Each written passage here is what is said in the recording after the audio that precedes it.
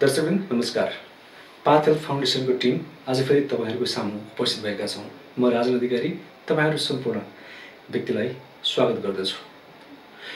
कोरोनाको महामारी फैलिएको छ। यो महामारी कस्तो किसिमको महामारी हो? विभिन्न व्यक्तिहरूले विभिन्न किसिमले यसको अन्वेषण गरेका छन्, बोलेका छन्, भनेका छन्।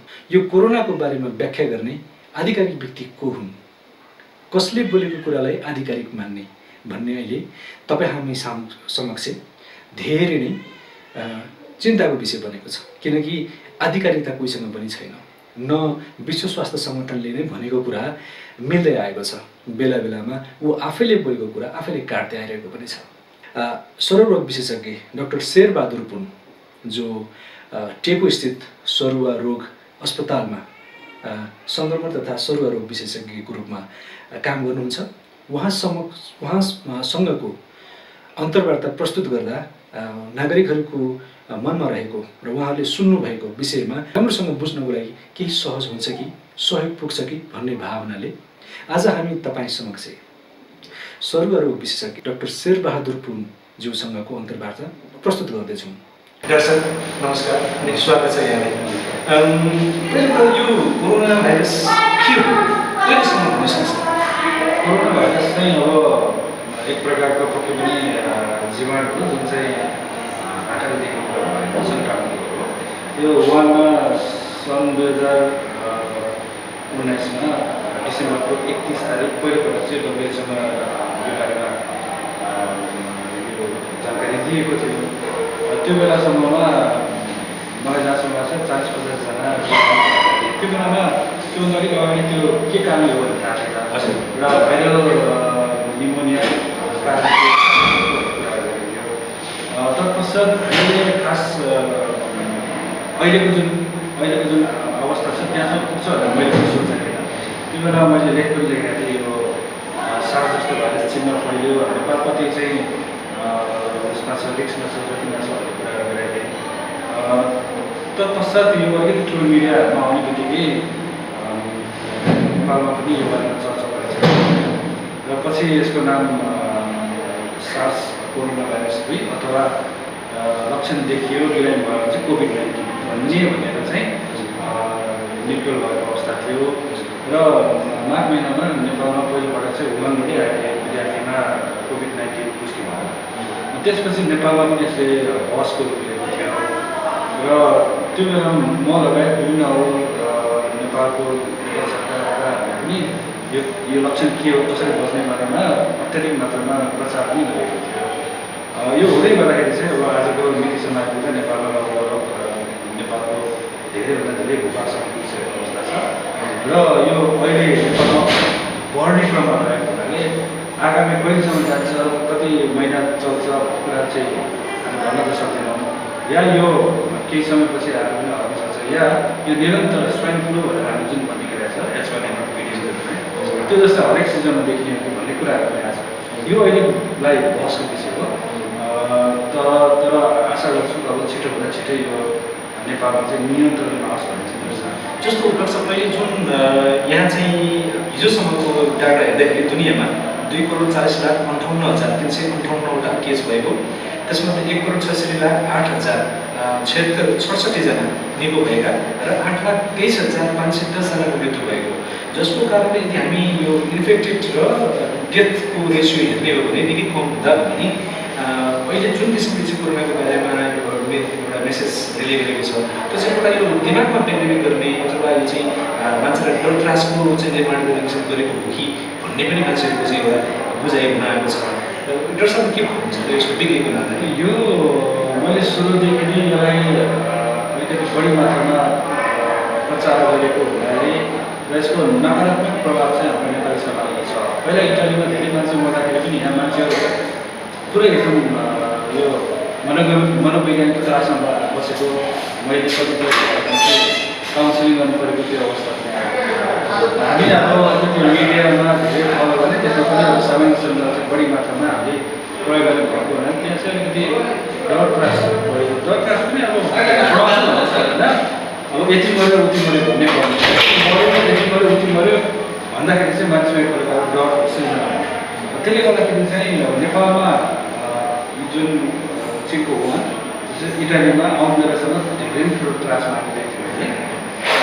अब यसलाई अर्कोतर्फबाट जस्तो उदाहरणको लागि वानमा पनि झन् 3-4% हालैमा मृत्यु हुन्थ्यो। अब त्यो हेर्ने हो भने त अरू रोगहरू त कति गुणा बढी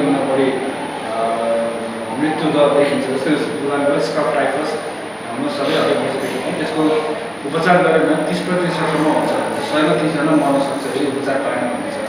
तर यसको चाहिँ तपाईँले हेर्ने हो भने ओभरअल हेर्ने हो भने चाहिँ 100 मा 3जना मर्ने। अब त्यो कति फरक छ। त्यस्तै योभन्दा अगाडिको सार्सको मर्सको रहेछ, तिनीहरू पनि 10औं गुणा बढी मृत्युदर बढी भएको देखिन्छ यो कोभिड-19। त्यसले गर्दाखेरि चाहिँ राम्रोसँग विश्लेषण गर्ने पनि अरूभन्दा धेरै कम मृत्युदर भएको सङ्क्रमण हो यो। तर हामीले दैनिक जस्तो चाहिँ यो सङ्क्रमित सङ्ख्या बढ्दै जाँदाखेरि चाहिँ जुन नम्बरहरू देखिरहेको छ त्यसले गर्दाखेरि चाहिँ एक प्रकारको हामी बिच सबैमा एउटा छाप के परेको छ, यो चाहिँ एकदम खतरा हो क्या हो भन्ने कुरा छ। हो हरेक दिन मरिरहेको अवस्था पनि देखिएको छ। तर संसारमा कुनै पनि एउटा सङ्क्रामक रोग चाहिँ एकदम फैलिएको अवस्था छ भने सामान्यतया चाहिँ त्यो समयलाई त्यो एउटा अवधि भविसम्ममा अहिले खराब गर्न सक्ने सम्भावना रहन्छ। त्यही अनुसार यो पनि गएको। तर समग्रमा हेर्ने हो भने चाहिँ त्यसरी चाहिँ एकदम हुन्छ नि, जसरी अहिले मान्छेहरू आएको छ त्यो लेभलको त्यो स्तरको चाहिँ आत्तिनु पर्ने भन्ने चाहिँ मैले। अनि अर्को एउटा प्रश्नसँग सम्बन्धित नेपाल सरकारले आइसोलेसन अथवा अस्पताल अथवा चाहिँ अस्पतालको लागि निर्माण चाहिँ भौतिक पूर्वाधारको लागि भनेर ज्यादा खर्च गरेको देखिन आउँछ। खर्च गरेको रकमलाई हेर्दाखेरि जबकि व्यक्तिहरू घरमा आफै यो कोरोनाको चाहिँ पोजिटिभ केस देखिँदादेखि पनि सर्टेन समयपछि 10 दिन 15 दिन 14 दिन अथवा त्यो समय हेरेर चाहिँ निको भएका र त्यस कुनै पनि साइड इफेक्ट नभएका पनि देखिएको छ। त्यसले गर्दा हामीले अहिले समाजमा भइरहेका झन्डै हामी 15-16 कति धेरै सङ्ख्या भइसकेर पोजिटिभ भएका त्यो भएको सङ्ख्यालाई कम गर्न र उनीहरूबाट अरूमा नयाँ केसमा चाहिँ ट्रान्समिट नहुनको लागि चाहिँ हामीलाई के चाहिँ विषयहरूमा ध्यान दियो भने समाजमा एउटा साँच्चै नै ट्रोमेटिक नहुन सक्छ। एकदम सजिलो छ, मैले त एकदम सजिलो छ भन्छ, न धेरै पैसा लाग्ने। त्यो भनेको चाहिँ व्यक्तिगत दूरी कायम गर्नु, मास्क सही तरिकाले लगाउनु, विशेष गरेर हुलमलमा धेरै मान्छे भएको ठाउँमा जाँदाखेरि कुरा गर्दाखेरि मास्क लगाएर लगाउनु, अनि हात साबुनले धुने त्यो चलेछ। र पछिल्लो समय मैले भनेको चाहिँ एउटा कोठामा 2 वा 2 बढी मानिसहरू छन्, त्यो भेन्टिलेसनको चाहिँ व्यवस्था होस्, हावा आवाजाउ व्यवस्था होस्। यति कुरा गर्नलाई खास त्यस्तो धेरै ठुलो पैसा लाग्छ जस्तो लाग्दैन। हामीले यो कुरा छोडेका छौँ। यही कुरा यदि अप्नाएर हामी चाहिँ बढ्दा छ। मैले फेरि पनि भन्दै गरेको छु, जुन यो प्रकारको भयावह सृजना हुनसक्छ हामी जुन तर्केका छौँ, हामी सोचेका छौँ तर त्यसलाई व्यवहारमा लगाइरहेका छौँ। बस्ने उपाय छ त्यो चाहिँ भन्छ गरेर हाम्रो अब बाध्यता के छ भन्दा भ्याक्सिन छैन, उपचार गरेर यही औषध पनि छैन। त्यसले गर्दा हामीसँग बाँकी रहेको पनि बस्ने उपाय हो। त्यो बस्ने उपाय पनि खासै त्यस्तो महँगो पर्छ जस्तो मलाई लाग्दैन। तर त्यो गर्न छोडेर हामीले चाहिँ अब करोडौँ अरबौँ परिकल्पना गरेको छ। हो परिकल्पना गर्नु त पर्छ होइन, एउटा वर्स्ट केस सिनारियो पनि सोच्ने हो। तर यति भन्दै गर्दाखेरि चाहिँ हामीले अहिले भइरहेको हाम्रै अगाडि चाहिँ हामीले गर्न सक्ने कुरा चाहिँ किन नगर्ने? यो गऱ्यो भने त त्यति टाढा त्यति डरलाग्दो अवस्था हुँदा जान पनि सक्छ। उदाहरणको लागि चाहिँ हाम्रो एउटा टार्गेट के हुन्छ भने चाहिँ फ्ल्याटिङ द कर्भ भनेर यसै त्यो सङ्क्रमण सङ्ख्या माथितिर तल जानुभन्दा यसरी हल्का माथि गएर एकदम दबाएर त्यसलाई तल जाने, यो चाहिँ हाम्रो उद्देश्य हुन्छ। भनेको मतलब अब जिरोमै गएर अब जनस्वास्थ्यको मापदण्ड जुन मैले भने त्यो प्रयोग गर्नु जिरोमै जान्छ भने नियन्त्रित हुनसक्छ। नियन्त्रित अचानक अत्याधिक मात्रामा धेरै बढेको के हुँदो रहेछ त स्वास्थ्य केन्द्र पर्याप्त हुने, स्वास्थ्यकर्मी नपुग्ने, अनि अस्पतालमा चाहिने सरसामानहरू अपुग्ने। त्यसै कारणले संसारको विकसित भनौँ देशहरूमा पनि ठुलो मानवीय छ। किनभने छैन र म एउटा गोल्डन डक्टर भएर मैले एकदम बेस्ट अफ द बेस्ट सुविधा दिन्छु। म मेरो हातमा 5 जना हेर्न सक्छु। तर भोलि के गर्ने 50 जना थप्यो भने म जति नै सबै संसारको बेस्ट डक्टर किन भन्नुहोस्, मसँग केही हुँदैन। किनभने मैले कहाँ हेरेर न सामानहरूको ड्रो गर्न सक्छु, न म स्वयं आफ्नैलाई पिपिईको लिमिटेसन छ हो। त्यो लिमिटेसनलाई चाहिँ एकदम सहज तरिकाले चाहिँ उपचार गर्न सक्ने। ल ठिक छ 5 जना हेरेर 6-7 जनासम्म म हेर्न सक्छु, तर अचानक 50 जना आयो एक घन्टामा भने मैले कहाँबाट आएँ? भले कि म विश्वको नम्बर 1 डाक्टर होला तर सक्दिनँ। त्यो परिस्थितिले गर्दाखेरि विश्वमा अमेरिका, बेलायत अथवा इटाली, स्पेनमा धेरै मान्छेको मृत्यु भइरहेको छ। नट बिकज दे आर होइन त्यो कारणले होइन कि उनीहरू खराब छन् अथवा अस्पताल नराम्रो होइन, यो कारणले धेरै मान्छे एकैचोटि आउँदाखेरि ठाउँमै छैन। अब कहाँ के गर्ने हुँदा हुँदा त सुन्नमा आएको एउटा त वृद्ध छ भने त उनीहरू बाँच्ने उपाय छैन, हेर्दै नहेर्ने भनेर अनि भनेपछि त्यो यसरी गर्ने भएन। भनेपछि त्यो जति राम्रो अस्पताल भए पनि जति नै धनी देश भए पनि अब फेरि कस्तो भन्दाखेरि स्वास्थ्य कर्मीहरूको त्यो एउटा महामारीले सोचेको मना हुँदैन। जस्तो एउटा गाउँ छ, त्यो गाउँमा यतिजना बिरामीहरू चाहिँ यति हुनसक्छ भनेर एउटा एक प्रकारको पब्लिक हेल्थको एउटा क्यालकुलेसन हुन्छ, त्यही अनुसार आउने। अचानक अब 10 जना आइरहेको ठाउँमा 1000 जना एकचोटि आयो भने त त्यही हो। त्यसले गर्दाखेरि चाहिँ हाम्रो अहिले पनि यो टार्गेट भनेको चाहिँ 0मा झार्न अहिले कहिले पनि सकिँदैन। यो नभएसम्म संसारबाट अथवा इन्डियाबाट सक्दैन। तर हामीले कमसेकम कोसिस गरेर यसलाई चाहिँ नियन्त्रित राख्न सक्छौँ। यो अहिलेको जुन जुन परिस्थिति छ यसलाई चाहिँ हामीले पब्लिक एवेरनेसबाट गर्न सम्भव छ या मान्छेलाई एवेर गरेर गर्न सम्भव छ या एक किसिमले अब लकडाउनमा तिमीहरू घरभित्रै बस्छ भनेर लादेर चाहिँ इन्फर्मेसन हामीलाई पुस गरेर चाहिँ त्यसलाई कन्ट्रोल गर्न सकिन्छ। किनभने यो त स्वास्थ्य सबैको महत्त्वपूर्ण विषय हो। तर पनि यदि उसको घरमा कमाइ छैन ऊ भोकै मर्न त को चाहन्छ होइन र? त्यसले गर्दा हामी कतैतिर यो प्लानिङ गर्न छुटेको हौँ या अथवा कुनै निकायले चाहिँ राम्रोसँग प्लानिङ नगरेर हामी यो लकडाउनपछि लकडाउन 150 दिनभन्दा बढी यो अलिकति सोच्नुभन्दा बाहिर किसिमले गएर सोचेको हो। के लाग्छ त्यसमा?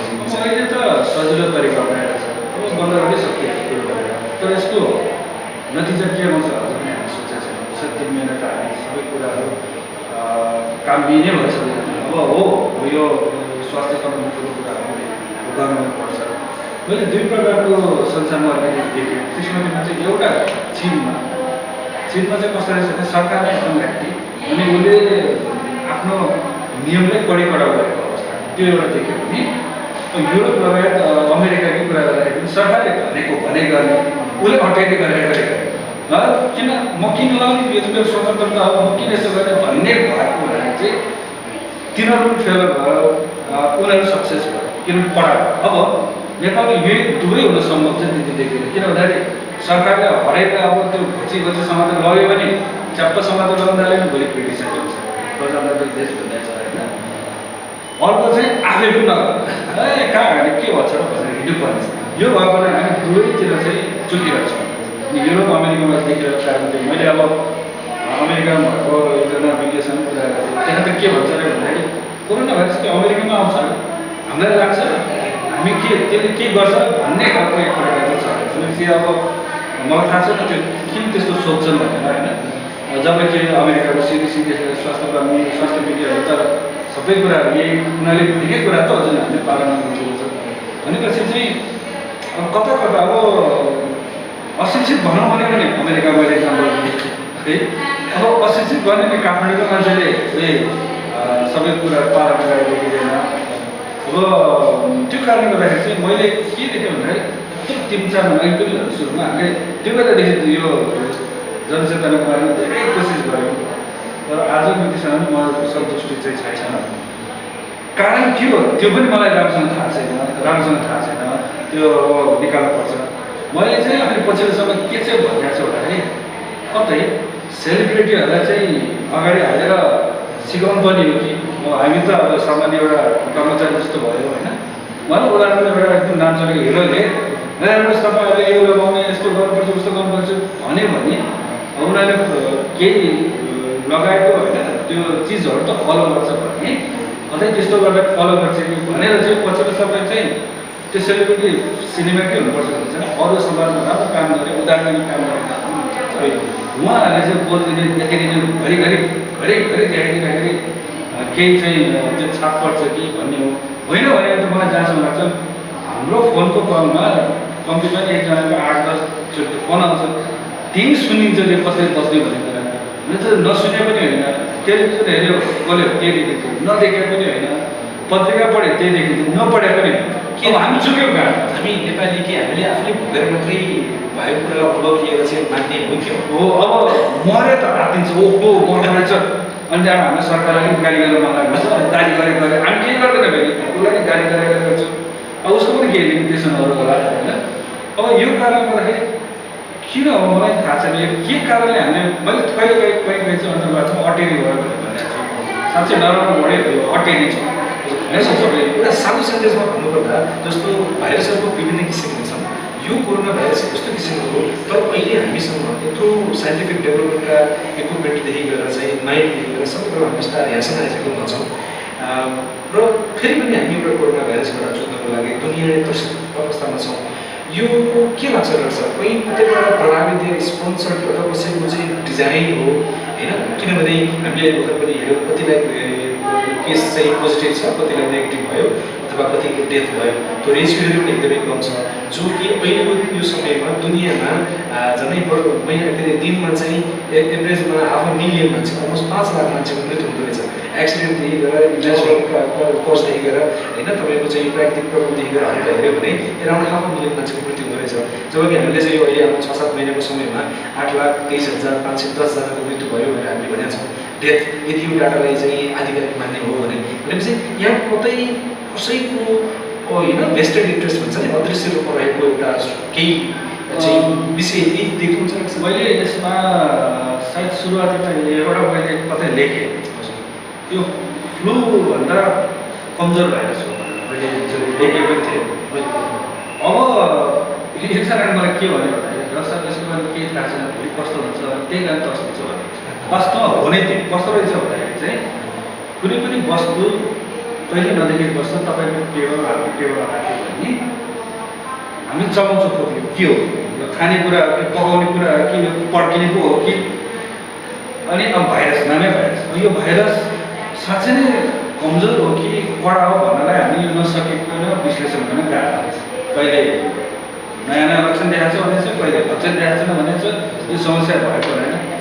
मान्छेको स्वभावै के रहेछ भने एकदम क्युरियोसिटी के हो अब यही हुने पनि भनिरहेको के छ भन्दाखेरि सङ्क्रमण हुने बित्तिकै अनिवार्य मृत्यु हुँदैन है तपाईँहरूको यो दुःख छ ढिला त्यो पनि अधिकांशमा दुःख पनि पाता हुँदैन। त्यही कारण मैले सेरोलोजी टेस्ट सुरु गर्नुपर्छ भनेर हाम्रा आएर गइसकेको कि मैले त्यो भनिरहेको छु होइन सायद उहाँहरू पनि गर्दै हुन्छ टेस्ट। मेरो भनेको चाहिँ यो लाग्ने बित्तिकै मर्छ त्यो हुन्छ भन्ने होइन तर समस्या कहाँ आइदियो भने निकाल त नयाँ भाइरस न त्यो भाइरसलाई थाहा छ न इन्फेक्सन डिजिज एक्सपर्टलाई थाहा छ न पकेको थाहा छ। अब सरकारबाट त थाहा हुँदै भएन होइन सबैजनाको के हो त्यो कसरी परिवर्तन भइरहेछ भनेर त्यो गरिरहँदाखेरि चाहिँ अनिश्चितताले गर्दाखेरि चाहिँ अनिश्चितता भने जहिले पनि तर्सिनै छ फेयर हुन्छ त्यो फेयरले गर्दाखेरि अहिलेको अवस्था आएको जस्तो लाग्छ। अब मलाई जहाँसम्म लाग्छ मैले अब जति हेरेँ जति पढेँ यसमा खासै यसको उसको होला राजनीतिक तरिकाले विभिन्न होला फाइदा लिने नलिने अथवा राजनीतिक ध्रुवीकरण गर्दै जाने त्यो आफ्नो ठाउँमा होला संसारकै होइन पक्कै पनि यसपछि यो सकेपछि फरक दृश्य पनि हामी थाहा पाउला होइन। तर यति भन्दै गर्दाखेरि चाहिँ मलाई लागेको चाहिँ व्यक्तिगत मैले पर्सनली व्यक्तिको चाहिँ मनमा जब म कुराकानी गर्छु त्यो बुझ्दाखेरि चाहिँ अनिश्चितता र डर के हो अब हुन त ल ठिक छ 3% भन्दा त्यो 3% मध्ये नपरेको के हो सिङ्गल कुराहरू त्यो थाहा पाइन्छ भनेको डराउने पनि नेपाली एकदमै डराएकै छ संसार डराएको छ तर जति डराएको के लास्टमा गएर सबै छैन। हामी कल्पना गर्छौँ अहिले नै कति हजार भेटेर चाहिने होला हामीले यो अगाडिको जुन प्रेजेन्ट हामीले गर्न सक्ने काम चाहिँ हामीले त्यसले गर्दाखेरि चाहिँ आई थिङ्क त्यस्तो खालको त नहोला अब भए त्यस्तो ठुलो नहोला होइन भए ठुलो नहोला तर मैले व्यक्तिगत मानिसहरूसँग अलिकति यो अन्तर्क्रियाहरू गर्दा पाएको भने चाहिँ भाइरस चाहिँ कस्तो नयाँ अनिश्चित होइन अनि खालि नौलो आज हिजोसम्म सधैँभरि भाइरस हुन्छ भनेको डब्लुएचओले होइन 2 वर्षको घरमा हुन्छ कहिले मार्क्स आउनु पर्दैन हुन्छ कहिले गर्नुपर्छ भनेर यो एकदम जुन एउटा अनिश्चित अनस्टेबल छ नि त्यसले गर्दा मान्छेमा झन्झन हुन्छ नि त अब के हुने अब त्यसपछि के सोच्छ त मेरो परिवार सोच्छ ठिक छ मलाई के भयो ठिक छ मेरो घरमा यस्तो छ डायबिटिस छ सुगर छ मलाई के होला भने पहिलो अब स्वास्थ्यकर्मी तपाईँले किन राख्ने स्वास्थ्यकर्मी लगाएर सुरक्षाको जो प्रण ल्याएको छ उनीहरू डराउनु पनि त्यही छ मलाई त ठिक छ म त ठिकै होला तर मेरो फ्यामिली छ भने यस्तै अनिश्चितता र डर त्रासले गर्दाखेरि चाहिँ अहिले पनि धेरै ठुलो बनिरहेको छ। अब यसलाई चाहिँ साँच्चै नै बुझाएर राम्रोसँग गर्ने मान्छे रहेछ हेर्नुहोस्। एकजना कतै लेखेको जति ठुलो डर देखायो उति ठुलो पिके भन्ने पनि छ हेर्नुहोस्। मैले भ्याएको छ लाइक गरेको छु ओहो एकदम यो त एकदम खतरा रहेछ यो चाहिँ एकदम हो ठिक भएछ भने त्यसमा पनि छ। र हामीले शान्त भएर कुल भएर चाहिँ यो बारेमा बुझाउन सक्ने होइन अलिकति तुलना गर्दै अरूसँग तुलना गर्दै गरिसक्ने चाहिँ हिँडेका। मैले त्यस्तै गर्दै गर्दाखेरि चाहिँ कतिपय चाहिँ त्यो स्वाभाविक नै हामी त्यो भएको र एकदम नौलो भएको हुनाले चाहिँ यो खालको एक प्रकारको माहौल त्यो कारण क्रिएट भएको छ। अब बिहान द सिन चाहिँ अब मलाई त्यति चाहिँ थाहा छैन। अब मेहनत र जस्तो म आफूले एकदम स्वस्थ मान्छे भनेर सम्झिन्छु र मेरो अस्ति भएर पनि चेक गर्दाखेरि मलाई कुनै पनि केही प्रब्लम छैन भनेर रिपोर्ट दिएको थियो। इन केस म अहिले यहाँबाट यो टेकको 16 अस्पताल भयो, यहाँबाट म बाहिर जाँदाखेरि कोही त्यसमा मेरो इन्फेक्टेड पर्सनसँग मेरो कन्ट्याक्ट भयो र मलाई यदि कोरोना भाइरस भयो भने मेरो मर्ने चान्सेस कति छ? सम्भावना त धेरै कम छ। किन भन्दाखेरि पनि होइन पर्सेन्टेज पनि जानुपर्ने छ। नेपालमा अहिलेको अवस्थामा 0.5% त्यो मरेको मान्छेहरू चाहिँ फ्री हो अथवा नितान्त कोरोना भाइरसकै कारण त्यो बाहेक त्यो बस सर्टेज छ। त्यो बस सर्टेज छ। दीर्घरोगीमा अब पक्षघात भएकादेखि लिएर मधुमेह दम उच्च प्रेसर भएका विभिन्न रोगको कारणले मरेकाहरू अत्याधिक मात्रामा आई थिङ्क 60को हारामा छ। 60, 65, 50को हारामा सबै किनहरू छ। त्यो कारणले गर्दाखेरि चाहिँ र ओभरअल कम्युनिटी भन्छ हामी त्यो देखरेख हेर्ने हो भने चाहिँ त्यो प्राइस भनेको सहरमा एकजना भने कम छ।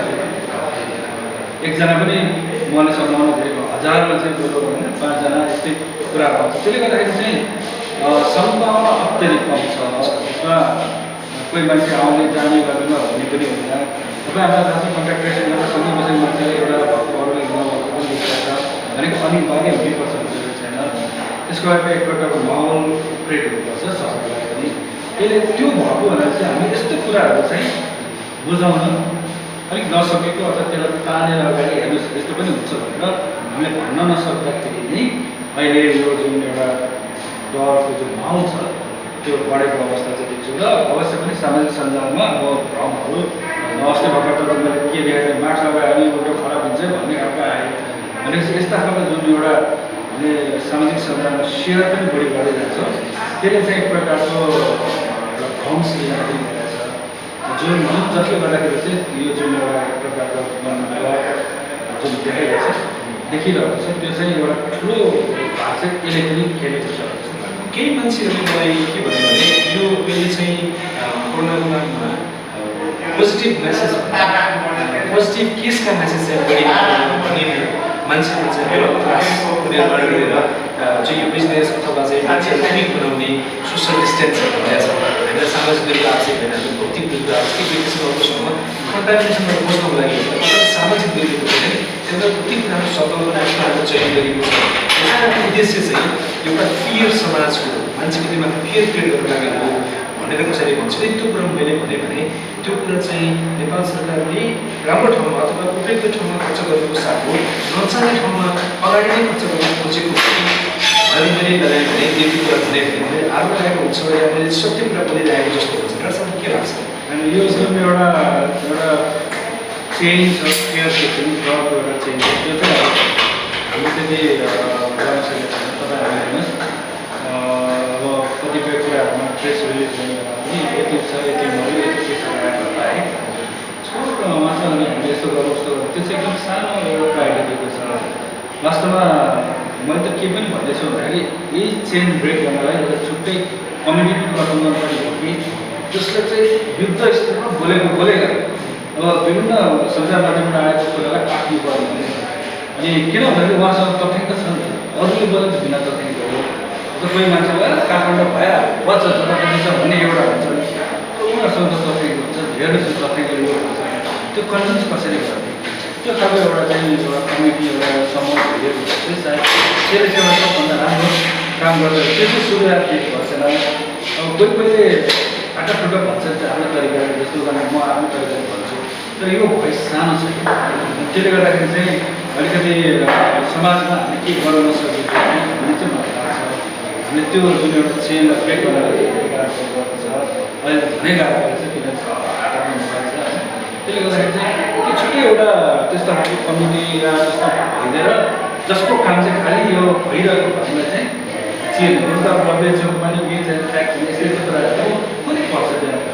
तर एउटा सरल तरिकाले मान्छे कसरी पढ्दाखेरि रमाउँछ त भन्ने अब त्यो त्यो त्यो लक्ष्यसहित चाहिँ हामीले बिचमा गएर यस्तो भन्दा सबै पनि हो। मलाई कतिसम्म फिडब्याक आउँछ भन्दाखेरि मेरो लेख पढेपछि चाहिँ एकचोटि आनन्द लागेर सुन्छु बस्छु भन्ने कमेन्टमा धेरै आएको छ। अब मैले लेख कहिले काहीँ अलर्ट पनि गर्ने तरिकाले भन्छु होइन, यो खतरा हुनसक्छ है पनि भन्छु। र एट द सेम टाइम मलाई लाग्छ कहिले कहिले के पनि लेख्नुपर्छ भन्दाखेरि आई थिङ्क त्यतिसम्म वरि गर्नु पर्दैन, यो सबै कुरा त्यो पनि हुँदा कुराहरू यति अलर्ट हुनुहोस् सजग हुनुहोस् यस्तो यस्तो पनि समस्या भनेर भन्ने त म भन्छु। तर धेरैले चाहिँ मलाई म मेरो लेखहरू आनन्द आएको सजिलो भएको होइन महसुस फिल भयो भन्ने कुरा लाग्छ जुन चाहिँ मेरो विचारमा म चाहिँ फेरि अब एउटा मलाई अलिकति हामीले यो कार्यक्रम सुरु गर्नु अगाडि केही समय गाडीसाहबसँग बोल्ने मौका पाएँ र यहाँको बारेमा धेरै कुरा सुनेको थिएँ। मलाई एउटा प्रश्न गर्नु मन लागेको छ। डाक्टर साहबको अगाडि आफ्नो एक्सपर्टिजको आधारमा तपाईँ आफै पनि सबै कुरामा सबल सक्षम मान्छे, सजिलो बाटो हुँदा हुँदैन यो अहिलेको गाह्रोबाट के गर्नु जहाँ चुनौती त्यहाँ अवसर। अब यो एउटा कुरा मैले यदि केही पनि मेहनत नगरिकन हरेक कुरा सजिलोसँग पाएँ भने सायद मैले जीवनमा जिउनु पनि सक्दिनँ र जान्दिनँ। मान्छेहरू त्यही सोच्छन् सजिलो होस् भनेर, तर मेहनत पनि चाहिन्छ। अवश्य पनि बिचमा दुःखहरू आउँछ। मलाई थोमस अल्वा एडिसनको एउटा हजारौँ पटक फेल भयो, तर फेल भयो भन्दाखेरि म कमसेकम 999 पटक नजिक पुगेर सत्यको अगाडि भन्छु। त्यो बायोबाट चाहिँ कसरी पाइँदैन मलाई थाहा भएको हो, थाहा अवश्य त्यो त्यो चाहिँ मलाई मनपर्छ। र अफकोर्स म युजली हाम्रो अब विभिन्न अन्तर्राष्ट्रिय जुन मोटिभेसनल होइन यस्तो राम्रो कुराहरू गर्ने त्यो खालको चाहिँ गरिरहेको छु। म वास्तवमा भन्ने हो नि यो सक्दैन गर्दैन भन्ने यस्तो कुराहरूबाट म जहिले पनि टिभी च्यानल चेन्ज गरिदिन्छु, रेडियोमा आयो रेडियोमै चेन्ज गरिदिन्छु। किनभने त्यसले अलिकति मेरो काम गर्ने क्षमतामा कहीँ न कहीँ चाहिँ नकारात्मक असर पार्छ नि। त्यसले गर्दाखेरि चाहिँ आई थिङ्क तिनीहरू कुराहरू भयो। अनि अलिकति म आफ्नै काममा रमाउने र मलाई के थाहा छ भने मैले गलत गरेको छैन त्यति चाहिँ मलाई थाहा छ कि। त्यसले गर्दाखेरि जो कोही मान्छे मसँग ठोकिन आउँछ आई डोन्ट माइन्ड, म उहाँलाई एकदम राम्रो तरिकाले नै हेर्छु, राम्रै गर्छु। म मेरो र उहाँ साथी नै हो। किन भन्दाखेरि मेरो चाहिँ ऊ चाहिँ कम्पिटिसन भनेको चाहिँ विशेष गरेर मेरो आफूसँग नै हो त्यो कारणले। अहिले हाम्रो समाजमा सत्य र असत्य, ठिक बेठिक, केवल सबै मान्छेको कमी भएको सबै कुरा सत्य असत्य भने मेरो उसको भनेर छुट्याउने चाहिँ जम्मा ठुलो हुँदै गएको। त्यसले गर्दाखेरि राम्रो काम गर्छु अथवा गरेको कामको यथार्थमा त्यो ठिक हो कि होइन उसले किन गर्दैन भन्दा नि मेरो पछि भएर नगरेको कामले गर्दा चाहिँ यो गलत हो भन्ने मान्छेको बहुल्य बढी भएको समाजमा दिइरहेछ। डाक्टर साहबलाई आफ्नो एक्सपर्टिज यो समाजमा म खर्च गर्छु, यो समाजले मसँग भएको अनुभवलाई प्रयोग गरोस् भनेर जुन किसिमले चाहिँ यहाँ उभिनु भएको छ यो ट्रपिकल सेन्टरमा कतिको सजिलो छ? पक्कै पनि अब सजिलो छैन। तपाईँलाई आफूले त्यसलाई आफ्नो दैनिकीमा राख्नै पर्छ। र यति हो कि कुनै कुनै समयमा सबै मान्छेले अब बिस्तारै नहुँदै पनि अब मनमा कुराहरू गर्दा त्यसले गर्दाखेरि मेरो चित्त बुझाइ कहिलेसम्म केही छैन। म आफ्नो तरिकाले मलाई दिएको जिम्मेवारी काम गर्छु र त्यो सँगसँगै अस्पताल सँगसँगै कमसेकम जो यो रोगसँग सम्बन्धित भएर जानकारीहरू चाहिँ मैले दिन पाऊँ भन्ने यो जनसङ्ख्या समाजमा अब यस्तो समस्या आउनसक्छ भनेर जुन बेलामा विदेशबाट फर्किँदै थिएँ मैले झन् 10 पेजको लामो एउटा लिस्ट निकालेको थिएँ जसमा चाहिँ यो हुनसक्छ भनेर मलाई पहिल्यै थाहा थियो र हामीले यो विभिन्न यो अवधिमा मैले यो अवरोधहरू पनि चुनौती सामना गरिसकेको छु र यो एक्सपेक्टेड हुन्छ नि पहिले नै अनुमानित थियो मेरो लागि र हरेक कुराहरू जति तपाईँले चाहिँ सिरियसली लिनुहुन्छ त्यति नै आफू काम गर्ने क्षमतामा चाहिँ नकारात्मक कुरालाई सिरियसली लियो भने चाहिँ आफू ह्रास हुनु जान्छ नकारात्मक ह्रास नगर्ने अब सकारात्मक लियो भने चाहिँ आफ्नो काम जुन एउटा कार्य क्षमता छ त्यो चाहिँ बढ्छ कि भन्ने मलाई चाहिँ लाग्छ। खास त्यो अहिले मान्छेहरू कोरोनाको नामबाट त्यसै पनि प्रशिक्षित छन्। तपाईँ दिनमा केही नभए 5-7 जना एभरेजमा त्यस्ता मान्छेहरूसँग इन्टर कन्ट्याक्टमा हुनुहुन्छ किनकि त्यो प्रोफेसनल त्यस्तै हो। जो व्यक्ति कोरोनाको बारेमा एउटा किसिमको स्पेकुलेटिभ आइडिया लिएर हिँडेको छ तपाईँ त्यो व्यक्तिहरूसँग रियलमा कुराकानी गर्नुहुन्छ उनीहरूलाई ट्रिटमेन्ट गर्नुहुन्छ राम्रो ठाउँमा रेफर गर्नुहुन्छ। तपाईँ पनि एउटा व्यक्ति र जो व्यक्ति फियर लिइरहेको छ त्यो पनि एउटा व्यक्ति एउटा यो समाजको चिन्तनशील नागरिक हैसियतले साथै त्यस्ता मान्छेहरू यो कोरोनाको विषयमा चाहिँ तपाईँ यस्तो गर्दाखेरि अब के होइन है भनेर चाहिँ केही भन्दाखेरि 1-2 सेन्टेन्समा भन्नु के भन्छ? यस्तो भन्छु अब यो सत्य तथ्य कुराहरू लाग्नुभयो। म यो पनि भन्दिनँ कि तपाईँले व्यवस्था गर्नु त्यो पनि म भन्दिनँ किनभने रोग त रोगै हो। यति चाहिँ भन्छु कि कुनै कुराको सामना गरेछ भने खुट्टा कामेर सामना नगर्ने भागेर होइन पहिले भागेर त्यसको लागि चाहिँ आत्मविश्वास गर्नुपर्छ। त्यो आत्मविश्वास भनेको जहिले पनि मैले नकारात्मक कुरा गरेँ मेरो आत्मविश्वास हुन्छ तर यति भन्दै गर्दाखेरि त्यसलाई व्यवस्था पनि गर्नु त्यसलाई अब एउटा भने चाहिँ नि शत्रुलाई चाहिँ एकदमै नजरअन्दाज नगर्नुहोस् त्यो पनि गर्नु शत्रु सानो ठुलो हुँदैन सानो ठुलो हुँदैन त्यसलाई जहिले पनि एकदमै आफ्नो एउटा होइन टक्कर लिन खालको नै सोच्नुपर्छ भने त्यो भन्दै गर्दाखेरि चाहिँ हामी जहिले पनि तयारी हालतमा चाहिँ हुनुपर्छ। त्यसलाई लिएर आत्तिने भन्दाखेरि जस्तो एउटा सिपाहीको कुरा हो कुनै ठाउँमा लड्न जाँदैछ भनेको चाहिँ उसलाई मैले पहिलेदेखि यो खतरा हो त्यो तपाईँको जुन लडाइँमा आउने जुन एउटा शत्रु हुन्छ प्रतिद्वन्दी अति खतरा छ तपाईँ अब तपाईँलाई त बाइक राख्दैन भनेर ऊ लड्दै हार्छ त्यसपछि ऊ लड्नै सक्दैन तपाईँले बन्दुक गोली बारुद उसको भन्दा बढी दिए पनि हार्ने भयो तर तपाईँको यस्तो एउटा मनमा त्यो ल्याइदिनुहोस् सकारात्मक सोच ल्याइदिनुहोस् लड्नु त छ नि मैले भने लड्न अपरिहार्य मानौँ लड्ने चाहिँ तपाईँ बहादुरीको साथ लड्ने कि अब एकदम डराएर तपाईँसँग भएका हात हतियार धेरै ऊ शत्रुसँग हुँदा तपाईँसँग धेरै हात हतियार हुँदा हुँदै तपाईँ बलियो हुँदा हुँदै हार्ने कि ऊभन्दा थोरै सङ्ख्यामा भए पनि तपाईँको एउटा एक प्रकारको सकारात्मक ऊर्जा लिएर लडेर जित्ने भन्ने कुरा हो। कुनै अवस्थामा चाहिँ अनिवार्यता लडाइँ छ भने हामी जहिले पनि सकारात्मक सोच र उसको ऊर्जासहित लड्नुपर्ने हुन्छ हो त्यहाँनिर चाहिँ सचेत हुन्छ सतर्क हुन्छ त्यो मान्छे त्यस्तै चाहिँ म चाहन्छु किन भन्दाखेरि फेरि अब किन भविष्य पछाडि थाहा छैन भोलि के हुन्छ कति आज भनौँ न 10 जना मैले भोलि 20 जना मलाई अथवा 10 जना भनेर 5 जना पनि मर्छ दुवै हुन्छ हामीलाई अलर्ट हुनुपर्छ वर्स्ट केस सिनारी ध्यानमा राख्नुपर्छ तर डराएर र बसेर होइन कि ऊर्जा लिएर चाहिँ हामी लड्नुपर्छ म चाहिँ त्यसरी चाहन्छु।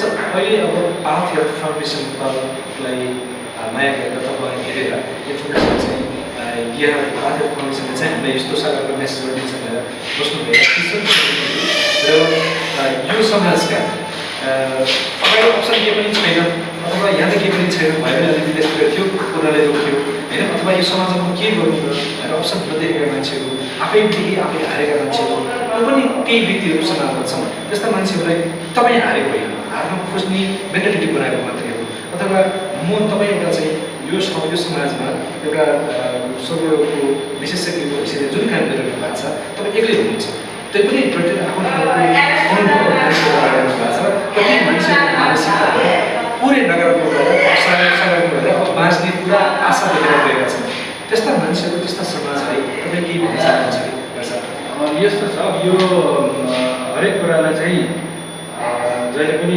आफूभन्दा एकदमै अप्ठ्यारो अवस्था होइन त्यो खालको भनेर म सोच्छु जिन्दगीमा यो बाहेक अरू पनि त छ यस्तै सधैँ हामी त भोगिरहेकै हो तपाईँ हामी कसरी चाहिँ त्यसलाई ओभरकम गर्दै गएको छ सधैँ आखिर कुनै उपाय लाग्दा मानिसले त मानिस होइन मानवीय स्वभाव पनि त्यो हो कुनै समस्या आयो भने केही आफ्नो भएको उनको जुन एउटा भनौँ न भएको त्यो क्षमता छ, दिमागी क्षमताले त्यसलाई सधैँ ओभरकम गरेर योभन्दा अगाडि पनि 100 वर्ष अगाडि 50 वर्ष अगाडि त ठुल्ठुलो महामारी फैलिएकै थियो, त्यो सबै त जित्दै आएको। त्यसरी चाहिँ हामी सक्षम हुन्छौँ, हामी गर्नुपर्छ, तर धैर्य गर्नुपर्ने हुन्छ र हामी आत्तिएर तर्सेर भ्रममा रहेर होइन कि हामीसँग एक प्रकारको सकारात्मक सोच ऊर्जा लिएर चाहिँ हामी अगाडि बढ्नुपर्ने हुन्छ। पक्कै पनि अहिले हामी कुराले सत्रलाई कहिले नजर हो, मतलब यो पनि आफ्नो ठाउँमा हामीलाई यो केही होइन भन्नेतिर पनि नलागौँ, तर यो भन्दै गर्दा ओहो यो बर्बाद गर्छ भनेर त्यसरी पहिले नै गिभअप हात उठाएर चाहिँ नबसोस्। हामीले हाम्रो कर्तव्य पुरा गर्नुपर्ने हुन्छ। त्यसरी चाहिँ हामी सबैजना हातेमालो गरेर गयो भने अवश्य पनि गएका होइन शताब्दीहरूमा ठुल्ठुलो महामारी स्थितिको त्यो बेला अझ टेक्नोलोजी यो मात्रै पनि त अन्तिम महामारी यो ठुलो पनि अब आउन सक्छ। आगामी दिनहरूको लागि पनि एउटा मैले भने यो एउटा चुनौती एउटा अवसर पनि हो कि सायद योभन्दा अझ डरलाग्दोसँग लड्नको लागि हामीले अहिले नै अलर्ट पो गरेको हो कि त्यसरी पनि सोच्छौँ। त्यसरी चाहिँ अगाडि बढ्यो मलाई जस्तो लाग्छ। दुःख पायो होला, मिहिनेत गर्नु पर्ला, अलिकति अप्ठ्यारो होला, तर पनि हार्ने भन्ने चाहिँ कोही भएन। हामी अगाडि बढ्नु सजग छ। हुन्छ डाक्टर साहब, आज समय दिनुभयो। तपाईँ एकदमै व्यस्त हुनुहुन्छ, बाहिर पेसेन्टको एकदमै लाइन देखेको थिएँ मैले। त्यही पनि हाम्रो भेटघाटीभन्दा अगाडि भएको थिएन। हिजो मात्रै फोनमा मैले कुराकानी गर्न पाएको थिएँ। आज समय निकालिदिनुभयो, यसको लागि धेरै धेरै धन्यवाद पाथ हेल्थ फाउन्डेसन नेपालको तर्फबाट र व्यक्तिको तर्फबाट। र म आशा गर्दछु डाक्टर साहब, यहाँसम्म समाजप्रति यहाँले देख्नुभएको दृष्टिकोणमा यदि म कहीँ अटाउँछु, पाथ हेल्थ फाउन्डेसन कहीँ अटाउँछ भने हामी सहकार्य गर्न तयार छौँ र सहकार्य गर्नुपर्छ। तपाईँ हामी मिलेपछि मात्रै समाज विकास हुने हो। हामीले जुन किसिमको समाजको परिकल्पना गरेको छौँ त्यो परिकल्पना आफ्नो दिमागबाट सुरु भएकोले तपाईँले पनि विदेशको जति पनि कुराहरू अनुभव ल्याउनुभयो त्यो यो समाजले त्यसलाई पूर्ण गर्न पाओस्, यही आशा सायद डाक्टर साहब फेरि पनि धेरै धन्यवाद। दर्शकबिन, मैले सुरुमै यहाँहरूलाई भनेको थिएँ डाक्टर शेरबहादुर पुनज्यूसँगको अन्तर्वार्ताले तपाईँ हामी बिचमा रहेको कोरोना सम्बन्धीको जुन त्रास छ, जुन समाचार छ, जुन खालको न्युज हामीले सुनिरहेका छौँ त्यसलाई चिर्ने र सत्य कुरा पत्ता लगाउन थोरै सहयोग पुग्ने आशा हामीले लिएका थियौँ भनेर। र मलाई विश्वास छ उहाँले भन्दै हुनुहुन्थ्यो सैनिकलाई जति हतियार दिए तापनि यदि उसको मानसिकतामा प्रतिद्वन्द्वीको विरुद्धमा या दुश्मनको विरुद्धमा तिमी लड्न सक्दैनौ, दुश्मन तिमीभन्दा धेरै बलवान छ भने उसले पहिले हार खाएको हुन्छ र उसलाई ऊ पहिले नै कमजोर हुन्छ। तर त्यसको विपरीत यदि हतियार कम भए तापनि शत्रुलाई तिमीले जित्न सक्छौ, परास्त गर्न सक्छौ भन्ने मनोबलको साथ यदि उसलाई युद्ध क्षेत्रमा पठाइयो भने त्यो सैनिकले युद्ध जितेर आउन सक्छ। मलाई उहाँको यो शब्द साह्रै नै चित्त बुझ्यो र मलाई विश्वास छ तपाईँहरूलाई पनि उहाँले भन्नुभएका ती विषयहरूमा धेरै चित्त बुझ्ने आधारहरू मिल्न सक्छन्। जाँदा जाँदै उहाँले मलाई एउटा प्रश्नको उत्तरमा भन्नुभयो, म करारमा जागिर खान मन पराउँछु, मलाई थाहै हुनु छैन, किनकि यदि म प्रोग्रेस चाहने हो भने करार नै मेरो लागि उपयुक्त हुन्छ। म आफैले आफैलाई चेक एन्ड ब्यालेन्स गर्छु र एभिडेन्स खोज्छु मेरो ग्रोथ के छ, त्यसको आधारमा म ग्रोथ हरेक दिन प्रोग्रेस भइरहेको छ कि छैन, म खुसी छ कि छैन भनेर आफैले आफैलाई चेक गरी प्यारामिटर बनाउँछु भनेर भन्नुभयो। आउनुहोस्, आजको यो कार्यक्रम यहीँ सकिन्छ। फेरि हामी चाँडै नै अर्को कार्यक्रम लिएर तपाईँहरूको समक्ष उपस्थित हुनेछौँ। आजलाई बिदा दिनुहोस्। पाथ हेल्थ फाउन्डेसनको सम्पूर्ण टिम सहित म राजन अधिकारी तपाईँहरूसँग बिदा चाहन्छु। नमस्ते, धन्यवाद।